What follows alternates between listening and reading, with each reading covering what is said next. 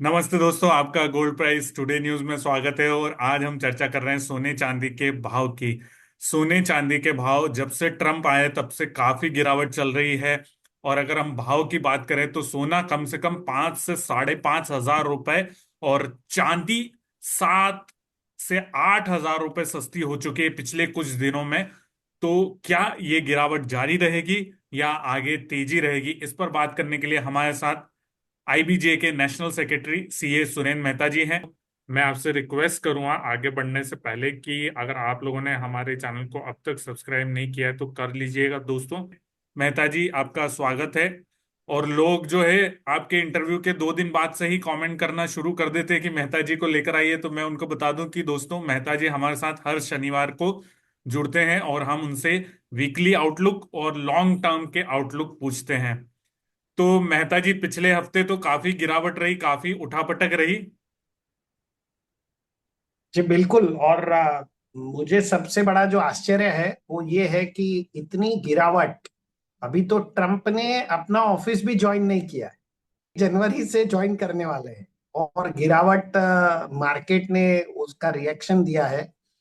और अ, ये reaction unexpected था, मेरे लिए भी अनएक्सपेक्टेड था। मैं इतना जरूर कह रहा था कि मार्केट नीचे जाएगा, लेकिन इस तरीके से मार्केट नीचे जाएगा और अपने एक्सपेक्टेशन से 100 डॉलर और ज्यादा नीचे गया मार्केट। तो ये एक बहुत बड़ी बात थी। अ, तो ये मार्केट सबके लिए एक लर्निंग प्रोसेस है कि आप बिना स्टॉप लॉस के काम ना करें।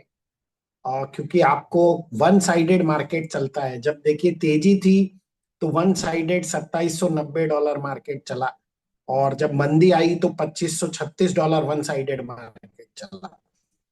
तो आप देखिए लगभग लगभग 240 डॉलर मार्केट गिरा। 250 डॉलर के आसपास मैं कह सकता हूं कि मार्केट गिरा, 2536 और 2790। तो आप लगभग समझ लीजिए 254 डॉलर मार्केट गिर गया। हिस्टोरिकली हमेशा जब भी मार्केट टॉप से नीचे आता है तो 260 डॉलर के आसपास सेटल होता है। सिर्फ एक या दो मौके ऐसे आए हैं, या बहुत कम मौके ऐसे आए हैं कि जब मार्केट 400 डॉलर तक नीचे आया है। मेरा मानना यह है कि ये मार्केट अब सेटल हो चुका है। मतलब इसमें जो वॉलेटिलिटी थी वो खत्म हो चुकी है।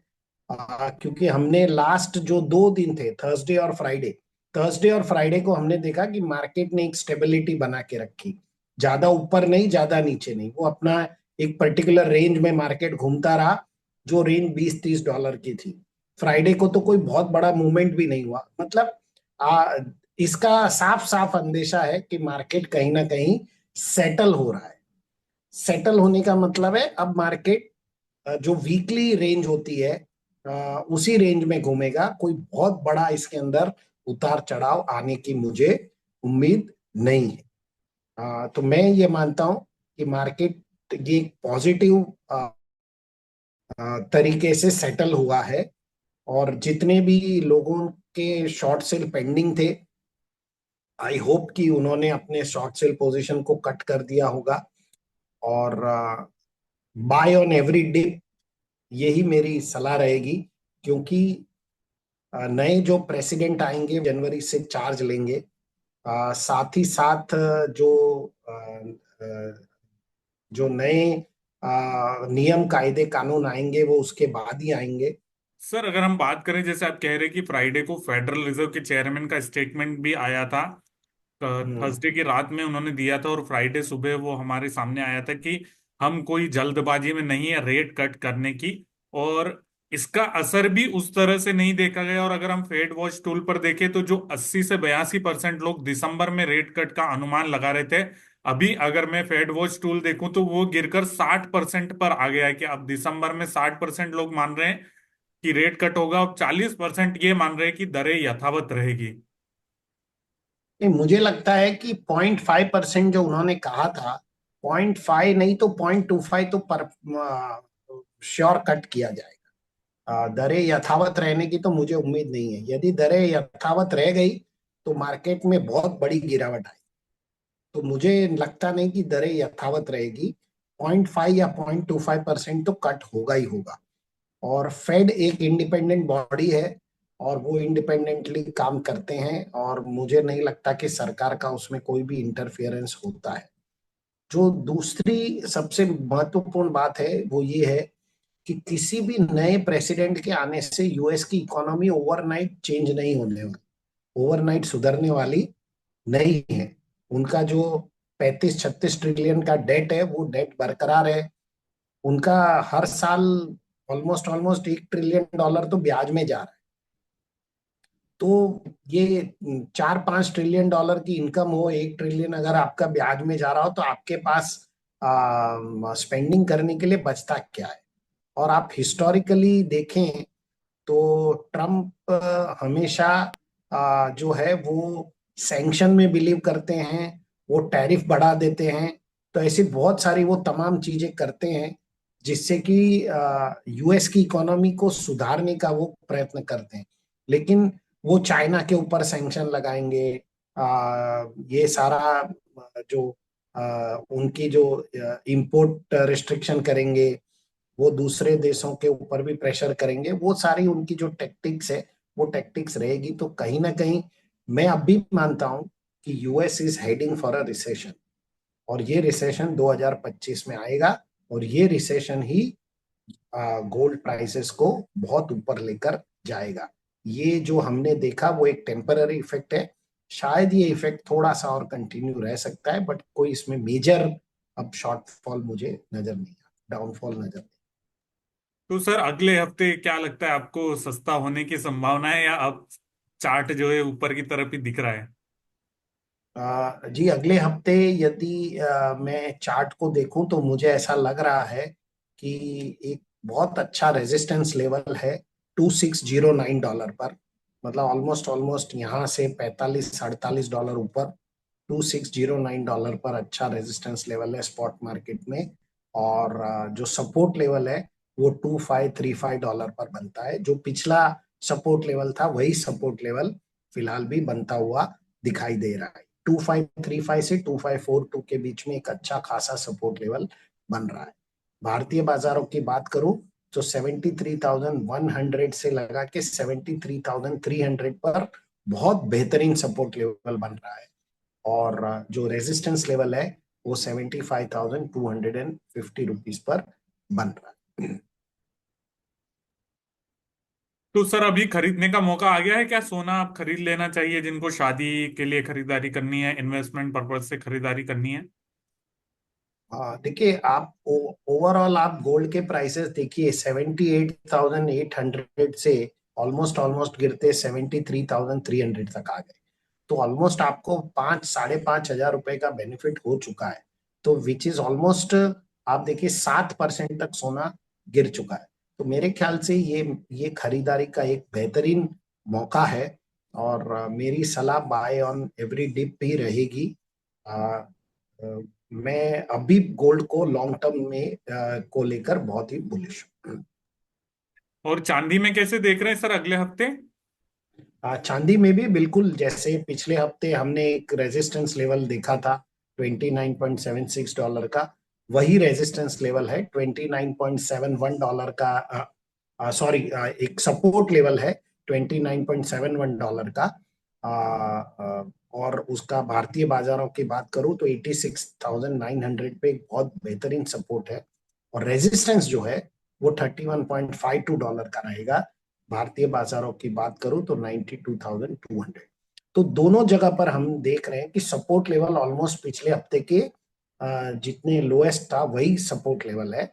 और जो ऊपर के लेवल है वो जरूर बड़े हैं।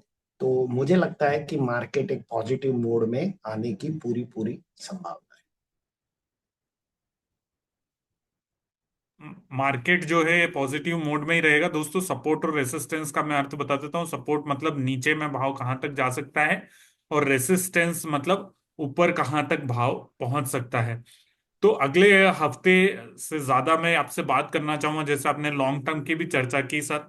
अगले साल 2025 में क्या कुछ, कितना कुछ देख रहे हैं आप सोने और चांदी का भाव सर? मैं अगले मार्च 2026 तक, 2025 नहीं, 2026 तक मुझे सोने का दाम लगभग $3250 के आसपास नजर आता है।